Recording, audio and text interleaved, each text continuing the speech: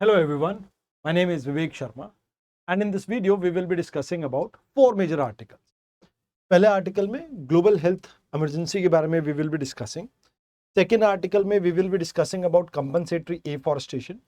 Then third article में India Netherlands के बारे में डिस्कस करेंगे एंड लास्ट में डेडिकेटेड फ्रिगेट कॉरिडोर के बारे में हम डिस्कस करेंगे.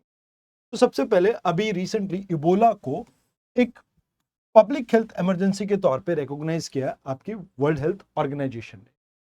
तो यहाँ पे इसका स्प्रेड देखने को मिल रहा है डेमोक्रेटिक रिपब्लिक ऑफ कॉन्गो के अंदर, जहां पर इसे public health emergency of international concern के तौर पे रिकॉग्नाइज किया गया है. कोविड-19 जब हम बात करें तो इसे डिक्लेयर किया गया था आपका इंटरनेशनल लेवल पे एक पेंडेमिक के तौर पे. ये पेंडेमिक से थोड़ा अलग है, यानी ये मैनेजेबल है, यानी इसका ग्लोबल स्प्रेड अभी उतना ज्यादा देखने को नहीं मिल रहा है, बट हमें कंसिस्टेंटली चीजों को मॉनिटर करना पड़ेगा ताकि ये ग्लोबल आउटब्रेक में ना कन्वर्ट हो. अगर बात की जाए तो इबोला वायरस आपकी फिलोवेरिडी फैमिली से बिलोंग करता है एंड इसमें एक आपका बॉन्डी बुगोए एक कैटेगरी है वायरस की. उस कैटेगरी का ये वायरस है, स्ट्रेन है, जिसकी वजह से अभी ये स्प्रेड कर रहा है. मतलब इसमें क्या होता है कि बॉडीली फ्लूइड के साथ ये बीमारी एक पर्सन से दूसरे पर्सन के अंदर स्प्रेड करते हैं. जूनोटिक नेचर की है, जैसे फ्रूट बैट्स हैं जनरली, उनके कारण ये बीमारी फैलती है. तो फ्रूट बैट के अगर आप देखें तो बॉडीली फ्लूइड से, जैसे आप लगा के चलिए कि जैसे ब्लड सिक्रीशन हो गया या स्लाइवा हो गया या ऑर्गन हो गया, उसके कांटेक्ट में कोई आए उससे हो सकती है. सेम चिंपैंजी और गोरिल्ला से भी ये बीमारी आपकी स्प्रेड हो सकती है. एडिशनली अगर बात की जाए तो ह्यूमन टू ह्यूमन इसका स्प्रेड हो सकता है, बट इस केस में भी बॉडीली फ्लूइड जैसे blood, vomit, faeces and semen के थ्रू ये आपको देखने को मिल सकता है.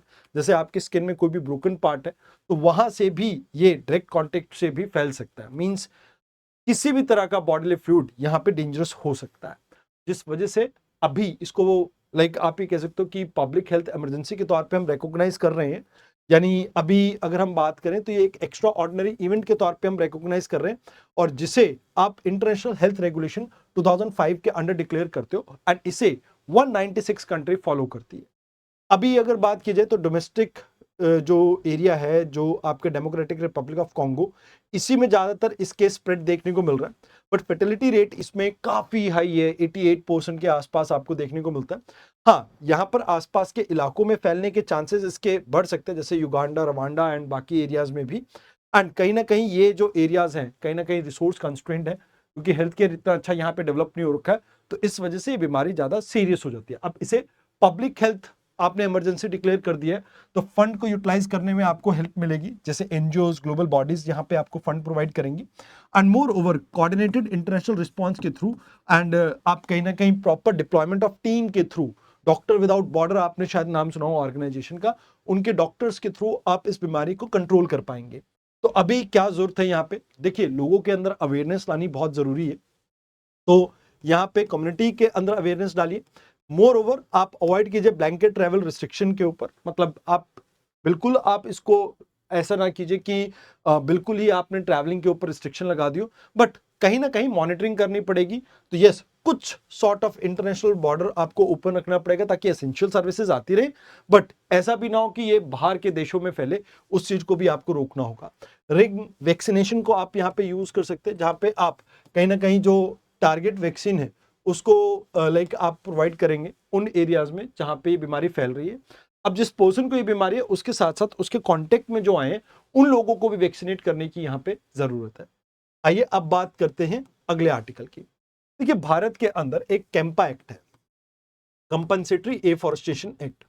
अब ये एक्चुअल में जो फॉरेस्ट आपका कंजर्वेशन एक्ट है 1980, उसको सप्लीमेंट करने के लिए आपका एक्ट बनाया गया था. अब इसमें क्या होता है आप इसको समझिए. फॉरेस्ट राइट एक्ट में यह कहा गया कि आप फॉरेस्ट को नॉन फॉरेस्ट पर्पसेस के लिए यूज नहीं करेंगे. अगर करेंगे तो यहां पे आपको कंपनसेटरी एफॉरेस्टेशन करना पड़ेगा, और इसके लिए अगर आप उपजाऊ जमीन दे रहे हो तो same amount of land provide करना पड़ेगा. जैसे अगर आपने 100 एकड़ डिवर्ट किया तो आप 100 एकड़ ही यहां पे लैंड प्रोवाइड करोगे. किस चीज के लिए? कंपनसेटरी एफॉरेस्टेशन के लिए. बट इन केस अगर लैंड डिग्रेडेड है तो आपको यहां पे 200 एकड़ जमीन प्रोवाइड करनी पड़ेगी. तो इन टोटल ये कहा जाता है कि भाई फॉरेन कंट्रीब्यूशन एक्ट की बात की जाए तो ये आपके फॉरेस्ट लैंड को नॉन फॉरेस्ट पर्पसेस के लिए यूज करने से रोकता है. अब यहाँ पे 2015-16 तक तो हमारे पास ऐसा कोई एक्ट ही नहीं था जिसके थ्रू हम इस फंड को मैनेज कर सकते। अब इसमें क्या होता था कि 90% पैसा तो स्टेट गवर्नमेंट के पास जाता था, 10% पैसा आपका सेंटर के पास जाता था, बट इसको यूटिलाइज करने के लिए एक्चुअल में कोई आपका फंड मैनेजर नहीं था। तो यहाँ पे स्टेट एंड सेंट्रल लेवल पे हमने एक अथॉरिटी बनाई जिसको आप कह सकते हो कैंपा अथॉरिटी, एंड ये स्टेट और सेंट्रल लेवल पे ऑपरेट करती है ताकि इस फंड को ठीक से यूटिलाइज किया जा सके। बट इसमें एक शर्त है कि आप इस फंड को सिर्फ और सिर्फ एफॉरेस्टेशन के लिए ही यूज कर सकते हो। वैसे इंडिया में आर्टिकल 48 जो है directive principle of state policy, ये स्टेट के ऊपर ऑब्लिगेशन लगाता है कि भाई ये कहीं ना कहीं फॉरेस्ट वगैरह इन्वायरमेंट को प्रोटेक्ट करें। ऐसे ही article 51 clause A sub clause जी है, ये भी रिस्पॉन्सिबिलिटी लगाता है, फंडामेंटल ड्यूटी, कि सिटीजन भी फॉरेस्ट को प्रोटेक्ट करने के लिए, इन्वायरमेंट को प्रोटेक्ट करने के लिए काम करें। अब आपको रिसेंटली क्या देखने को मिल रहा है कि भाई चिपको मूवमेंट की तर्ज पे ही इंडिया में उत्तराखंड, महाराष्ट्र और राजस्थान में लोग प्रोटेस्ट कर रहे हैं बिकॉज फॉरेस्ट को लार्ज स्केल पे डिस्ट्रॉय किया जा रहा है। तो सुंदरलाल भगुना जी और चांदी प्रसाद भट्ट और गौरा देवी जी, इन्होंने स्टार्ट की थी चिपको मूवमेंट उत्तराखंड में, जहां पे प्लांट को हग करके इन्होंने प्लांट्स को प्रोटेक्ट किया था उस एरिया में ताकि वो कटे ना। तो वैसा ही कुछ देखने को मिल रहा है। अगर जंगल कटते हैं तो इससे नुकसान क्या होता है? देखो, सबसे पहली बात तो है कि अर्बन हीट आइलैंड की प्रॉब्लम देखने को मिलती है, जहां पे particulate matter 2.5 and particulate matter 10 pollutant के तौर पे ग्रो करते हैं, एंड इन एरिया में कहीं ना कहीं हीट ट्रैप होते हैं, जिसकी वजह से एरिया आसपास के एरिया से 5 से 6 डिग्री टेम्परेचर ज्यादा देखने को मिलता है। अब फ्यूचर की बात की जाए तो कहीं ना कहीं आप यहाँ पे नए पेड़ उगाने की कोशिश करते हैं, बट क्योंकि लाइक इन्वायरमेंटल कंडीशन ऐसी हो जाती है कि यहाँ पे पेड़ उग ही नहीं पाते, तो इसे ग्रेवयार्ड ऑफ डेड ट्री का एरिया आप देखते हैं। अब जो आप पेड़ उगा रहे हो उन्हें 30 से 40 साल यहाँ पे लग जाते हैं उगने में, तो तब तक कहीं ना कहीं एक बड़ा लॉस हो जाता है आपके कार्बन सिंक के अंदर। तो कहा जाता है कि भाई देखो, सबसे पहले तो आप ऑडिटिंग अच्छे से करवाओ। अगर इन केस कंपनसेटरी एफॉरेस्टेशन हो रही है तो वो ठीक से हो रही है, क्या यहाँ पे ठीक प्लांट्स को यूज किया जा रहा है? क्योंकि सबसे बड़ी एक प्रॉब्लम हमें दिल्ली रिज एरिया में ये देखने को मिली थी कि नेटिव वेजिटेशन को छोड़ के, यानी जो उस एरिया की लोकल वेजिटेशन थी उसको छोड़ के कमर्शियल क्रॉप्स को यहाँ पे प्रमोट किया गया था, यानी कि इन्वेसिव स्पीशीज यानी मोनोकल्चर को प्रमोट किया जा रहा है, कमर्शियल स्पीशीज को प्रमोट किया जा रहा है। तो ये एक प्रॉब्लम है। तो हमें वहीं की लोकल वेजिटेशन को यहाँ पे प्रमोट करना होगा। अब आपके एंशिएंट हेरिटेज को भी एक थ्रेट है, जैसे तीरों की कुटिया या ऐसे कुछ एरियाज हैं आपके दिल्ली के एरिया में भी जो कहीं ना कहीं एंशिएंट आपके जंगल के तौर पे आप रिकॉग्नाइज करते हो, तो उनके ऊपर भी इंपैक्ट पड़ेगा। तो यहाँ पे ये कहा जाता है कि भाई देखो, आप कहीं ना कहीं माइक्रो इकोसिस्टम को यहाँ पे पनपने दीजिए, क्योंकि कहीं ना कहीं ये जो माइक्रो इकोसिस्टम है वो कहीं ना कहीं इकोलॉजिकल सिग्निफिकेंस रखता है आपके क्लाइमेट के लिए भी, आपके इन्वायरमेंट के लिए भी, आपके पोल्यूशन कंट्रोल के लिए भी। एंड साथ के साथ यहाँ पे आपको ग्रास रूट लेवल पे मोबिलाइजेशन की जरूरत है। किसकी? लाइक आप कह सकते हो कि जुडिशियल इंटरवेंशन से सिर्फ काम नहीं चलेगा, आपको कहीं ना कहीं लोकल पॉपुलेशन को भी साथ लेके चलना पड़ेगा। बाकी जुडिशरी एनजीटी अपना काम करेगी ही डेफिनेटली, ये तो इसमें आ ही जाता है। तो नगर वन योजना हमने यहाँ पे स्टार्ट किया है, कंपनसेटरी एफॉरेस्टेशन के ऊपर हम फोकस करते हैं, बट इसके साथ साथ हमें यहाँ पे इन्वायरमेंटल ऑडिटिंग के ऊपर फोकस करना होगा, जहां पे हम होलिस्टिक रिस्टोरेशन के ऊपर फोकस करें पूरे एरिया की। तो इससे रिलेटेड ये आपके क्वेश्चंस हैं जो आप देख सकते हैं स्क्रीन पे। आइए अब बात करते हैं नेक्स्ट आर्टिकल की, इंडिया नीदरलैंड रिलेशन की। वैसे तो ये बहुत हिस्टोरिक रिलेशन है, जहां पे Dutch east India company India में आई थी 17वीं सेंचुरी से, वहां से ही शुरुआत हुई थी। जैसे ही भारत आजाद हुआ तो फॉर्मलाइजेशन स्टार्ट हुई डिप्लोमेटिक रिलेशन की, एंड आज की डेट में agriculture, science, technology, water management and climate action में हम एक दूसरे के साथ हैं। बट अभी हमने एक रोड मैप साइन किया, स्ट्रैटेजिक रोड मैप, जहां पे हम स्ट्रैटेजिक पार्टनरशिप की तरफ अब मूव कर रहे हैं। तो हमने 17 एमओयू यहाँ पे साइन किए। हम यूरोप में जिन भी कंट्रीज के साथ ट्रेड करते हैं तो सेकंड नंबर पे आपकी नीदरलैंड आती है, तो ये हमारा सेकंड लार्जेस्ट ट्रेडिंग पार्टनर है, एंड पोर्ट रोटरडम हमारा एंट्री पॉइंट है यूरोप के लिए। अभी अगर हम बात करें तो बायलैटरल ट्रेड हमारे $27 बिलियन की है, और भी पोटेंशियल है इसमें अभी, एंड इंडिया यहाँ पे ट्रेड सरप्लस को मेंटेन करता है। इंडिया के अंदर fourth largest FDI foreign direct investment का सोर्स आपका आज की डेट में नीदरलैंड है, एंड आपस में इकोनॉमिक फ्रिक्शन और टू वे कैपिटल फ्लो को इंश्योर करने के लिए हमने joint trade and investment committee बना रखी है, जो कि डेडिकेटेड एक फास्ट ट्रैक मैकेनिज्म है, ताकि आपस में हम बेटर वे में ट्रेड इन्वेस्टमेंट को मॉनिटर कर सके। अब यहाँ पे अभी जो एग्रीमेंट साइन हुए हैं इसमें टेक्नोलॉजी एंड सेमीकंडक्टर्स के ऊपर फोकस है। ब्रेन ब्रिज की बात की जहाँ पे रिसर्च इंस्टीट्यूशन एक दूसरे के साथ मिलकर पार्टिसिपेट करेंगे। AI, cyber security, space, quantum space, इन सब में हम एक दूसरे के साथ रहेंगे। एंड चिपसेट मैन्युफैक्चरिंग के लिए टाटा इलेक्ट्रॉनिक्स के साथ इन्होंने अपनी एक एग्रीमेंट यहाँ पे साइन किया। Defence and marine time security की बात की जाए तो डिफेंस इंडस्ट्रियल रोड मैप भी हमने लेटर ऑफ इंटेंट इनके साथ साइन किया है। मरीन टेक्नोलॉजी, को प्रोडक्शन ऑफ हार्डवेयर एंड को डेवलपमेंट ऑफ टेक्नोलॉजी के ऊपर हमारा फोकस रहेगा। इंडो पैसिफिक के ऊपर भी हमारा जो आप ये कह सकते हो गोल है एक दूसरे के साथ अलाइन है, बट कुछ पॉइंट्स को लेके हमारे यहाँ पे फ्रिक्शन है एक दूसरे के साथ, जैसे फ्रीडम ऑफ स्पीच को लेके एंड माइनॉरिटी राइट्स को लेके। तो हमारे एक्सटर्नल अफेयर मिनिस्टर ने ये साफ साफ कहा कि भैया देखो, आपको इंडियन सोसाइटी की अंडरस्टैंडिंग नहीं है, इंडिया में चीजें ऐसी ही रहती हैं क्योंकि यहाँ पे बहुत डाइवर्स सिचुएशन है, बहुत डाइवर्स पॉपुलेशन है, तो हर एक को खुश रखना यहाँ पे हमारे लिए भी पॉसिबल नहीं हो पाता है। तो कहते हैं कि भी सस्टेनेबल वेस्ट मैनेजमेंट के ऊपर भी हमारा फोकस है, जहाँ पे ग्रीन एनर्जी, हाइड्रोजन को प्रोड्यूस करने में ये हमारी हेल्प करेंगे। ग्लोबल बायोफ्यूल अलायंस को इन्होंने ज्वाइन किया। डच एक्सपोर्ट कहीं ना कहीं हमारे फ्रेश वाटर रिजर्वायर जो गुजरात में है उसको मैनेज करने में हमारी हेल्प करेंगे एंड सर्कुलर इकोनॉमी को यहाँ पे ये प्रमोट करने में हेल्प करेंगे। बाकी मोबिलिटी की बात की जाए तो यहाँ पे प्रोफेशनल टैलेंट्स वगैरह को आप ये कह सकते हो students, academicians, cross country movement को हमने यहाँ पे इंश्योर करने की बात की है। And more over health care के अंदर disease surveillance, pharmaceutical supply chain के रेजिलियंस के ऊपर हमारा फोकस है।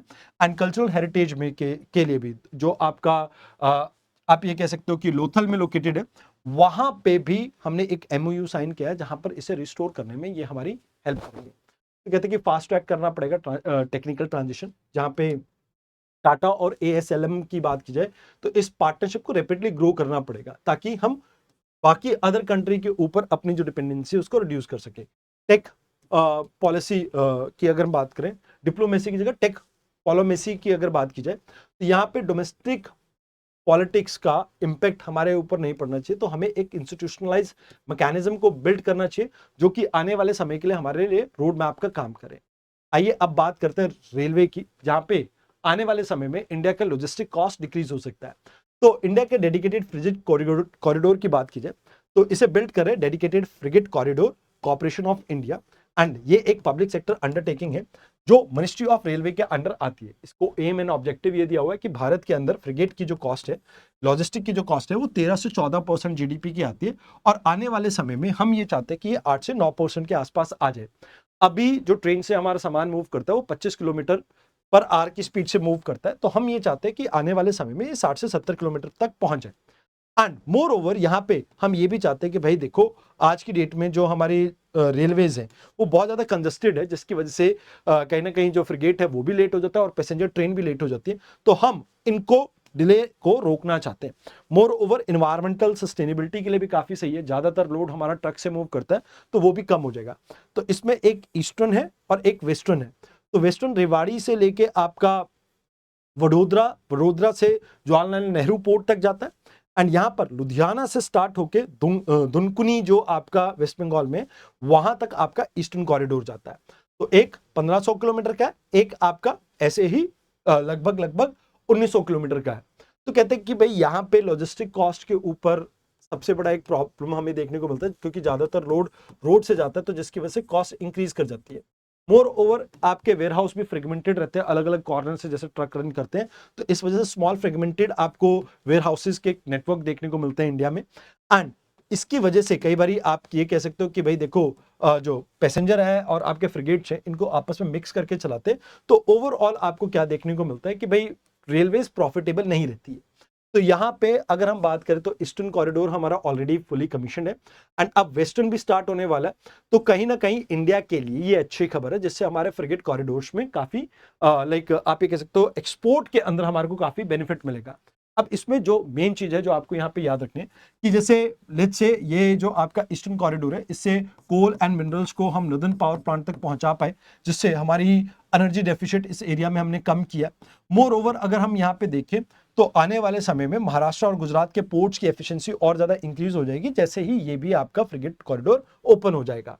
तो कहीं ना कहीं ऐसा ही हमें नेटवर्क कहीं ना कहीं सदर्न कोस्टल पार्ट में भी स्टार्ट होगा, बहुत जल्दी स्टार्ट होगा, जो कि कहीं ना कहीं dedicated east west dedicated freight corridor के नाम से जाना जाएगा, जो डोंकिन को सूरत से कनेक्ट करेगा। ऐसे ही आपके मध्य प्रदेश को आंध्र प्रदेश से एंड वेस्ट बंगाल को आंध्र प्रदेश से कनेक्ट करने के लिए भी मल्टीपल कॉरिडोर्स हमने यहाँ पे ऑलरेडी प्लान कर रखे हैं। तो कहते हैं कि भाई देखो, अभी इसमें जो कॉस्ट पड़ेगी आपके 1 टन माल को इधर से उधर मूव करने में, वो पड़ेगी लगभग 2 रुपए। अभी अगर हम एयरवेज को यूज करते हैं तो भैया 72 रुपए पड़ती है, एंड आपकी ट्रक से तो आप भूल ही जाइए, मतलब कॉस्ट ओवरऑल आपकी और ज्यादा इंक्रीज कर जाती है।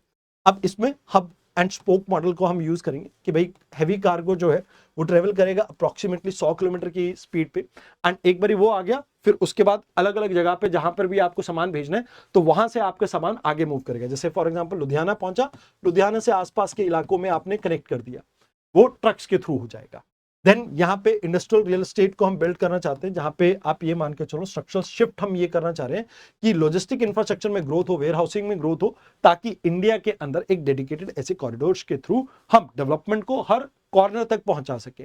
सप्लाई चेन ऑप्टिमाइज होगी तो जिससे हमारी कॉम्पिटिटिवनेस बाकी कंट्रीज के मुकाबले में इंक्रीज होगी। तो पीएम गति शक्ति नेशनल मास्टर प्लान में भी हमने ऐसे ही कुछ चीजों के ऊपर, जैसे railway, roadways, ports and logistic infrastructure के ऊपर फोकस किया। ऐसे ही नेशनल लॉजिस्टिक पॉलिसी के अंदर भी हमारा फोकस है कि लॉजिस्टिक परफॉर्मेंस इंडेक्स में इंडिया की रैंकिंग को इंप्रूव किया जा सके।